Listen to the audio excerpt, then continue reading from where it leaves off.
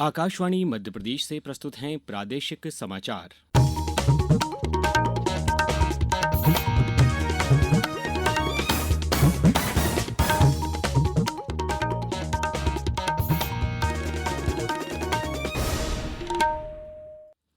नमस्कार, समाचारों के साथ मैं अभिषेक कटियार। सबसे पहले इस बुलेटिन के मुख्य समाचार।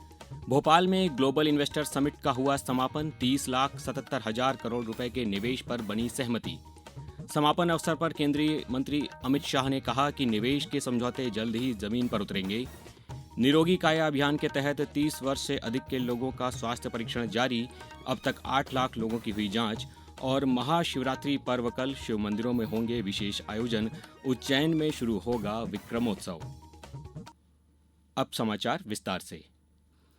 भोपाल में आज 2 दिवसीय ग्लोबल इन्वेस्टर समिट 2025 का समापन हो गया। समापन के अवसर पर केंद्रीय गृह मंत्री अमित शाह मौजूद रहे। इस समिट में लगभग 30,77,000 करोड़ रुपए के एमओयू साइन हुए हैं।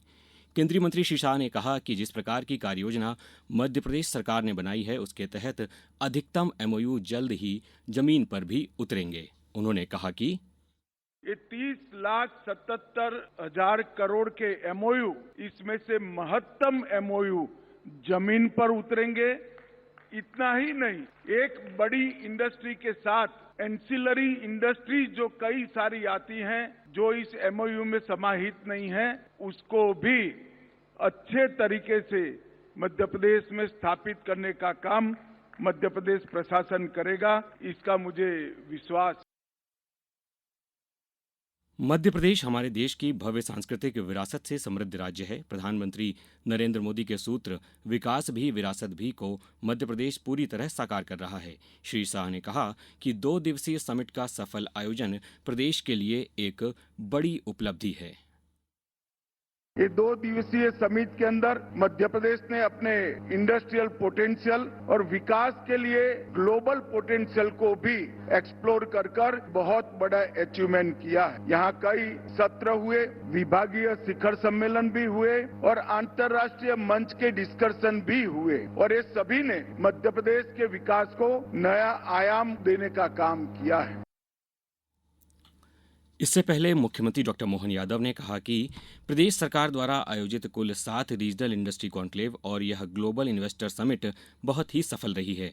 इसके पहले मुख्यमंत्री ने समिट के दूसरे दिन निवेशकों एवं उद्यमियों के साथ राउंड टेबल पर चर्चा की। उन्होंने कहा कि प्रदेश में निवेश को लेकर निवेशकों और उद्यमियों में अपार उत्साह है और सार्थक चर्चा से प्रदेश में औद्योगिक विकास, नवाचार और उद्यमिता को नई गति मिलेगी, जिससे प्रदेश समृद्धि के पथ पर और तीव्र गति से अग्रसर होगा एवं रोजगार के लिए नई राहें खुलेंगी।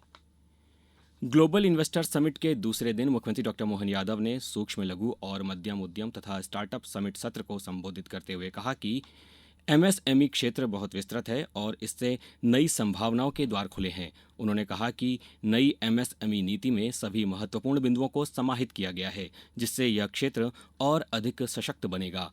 मुख्यमंत्री ने माइनिंग सत्र को भी संबोधित किया। उन्होंने कहा कि मध्य प्रदेश एकमात्र ऐसा राज्य है जहां पत्थर उठाओ तो हीरा मिलता है। उन्होंने कहा कि खनिज राजस्व में 5 गुना वृद्धि का लक्ष्य है। थीमेटिक सत्र में मुख्यमंत्री ने कहा कि दुग्ध क्षेत्र, पर्यटन, एमएसएमई सहित हर क्षेत्र में सहकारिता का अलग ही महत्व है। समिट में सहकारिता क्षेत्र में cooperative public private partnership model के अंतर्गत कुल 2,305 करोड़ रुपए की राशि के 19 एमओयू हुए हैं।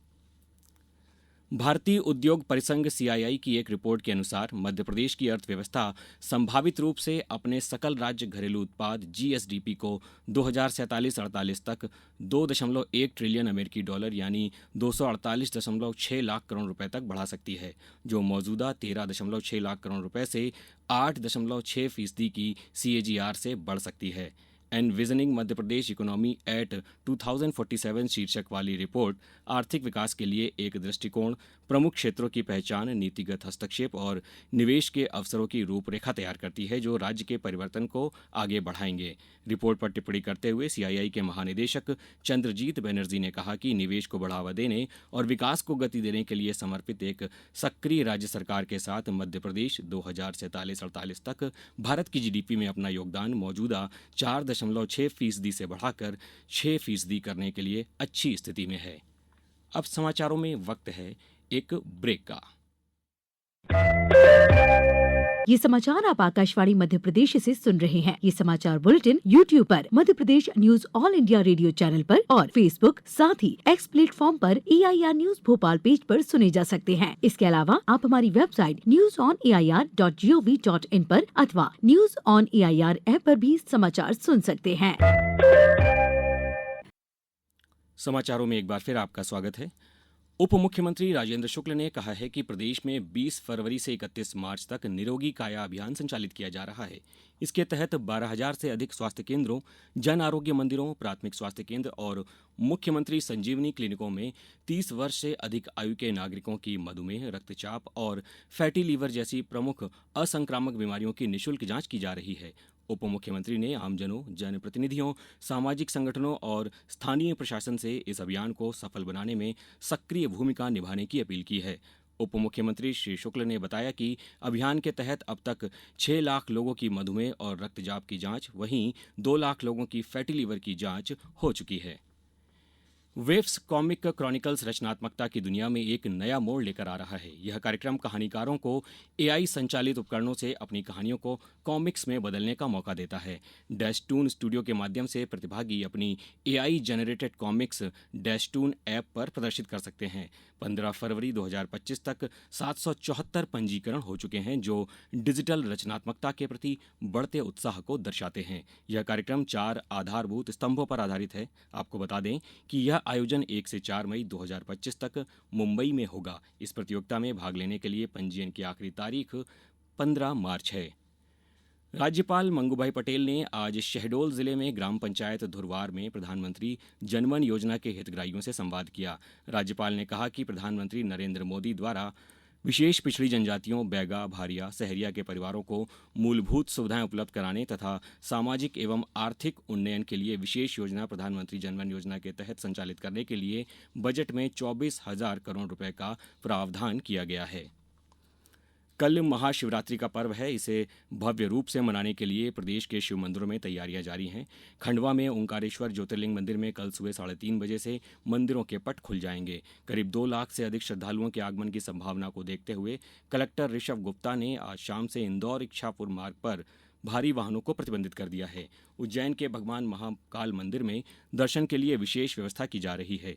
देवास जिले में बिलावली स्थित महाकालेश्वर मंदिर, बागली के जटाशंकर महादेव, सोनकच्छ के पीपलेश्वर महादेव, कर्नावत के कर्णेश्वर महादेव और नेमावर के सिद्धनाथ महादेव मंदिर में भी व्यापक इंतजाम किए जा रहे हैं।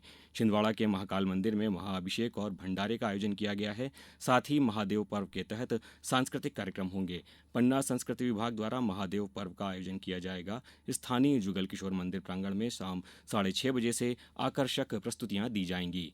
उज्जैन में कल विक्रमोत्सव का शुभारंभ केंद्रीय संस्कृति एवं पर्यटन मंत्री गजेंद्र सिंह शेखावत की उपस्थिति में डॉक्टर मोहन यादव करेंगे। विक्रमोत्सव का यह प्रथम चरण 30 मार्च को संपन्न होगा। इसी दिन जल गंगा संवर्धन अभियान का भी शुभारंभ होगा।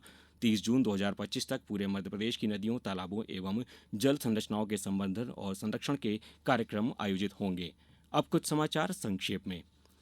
खाद्य नागरिक आपूर्ति एवं उपभोक्ता संरक्षण मंत्री गोविंद सिंह राजपूत ने बताया कि अब तक प्रदेश में 1,88,645 किसानों ने गेहूं बिक्री के लिए पंजीयन कराया है। किसान 31 मार्च तक पंजीयन करा सकते हैं। अशोकनगर पीएम किसान योजना के अंतर्गत मार्च 2025 से फार्मर रजिस्ट्री अनिवार्य की गई है। जिले में कुल 1,44,161 फार्मर रजिस्ट्री बनाई जाना प्रस्तावित है, जिसमें से 82,218 फार्मर रजिस्ट्री बनाई जा चुकी हैं। सीहोर जिले के आष्टा ब्लॉक में मुख्यमंत्री कन्या विवाह एवं निकाह योजना के तहत 991 जोड़े विवाह सूत्र में बंधे।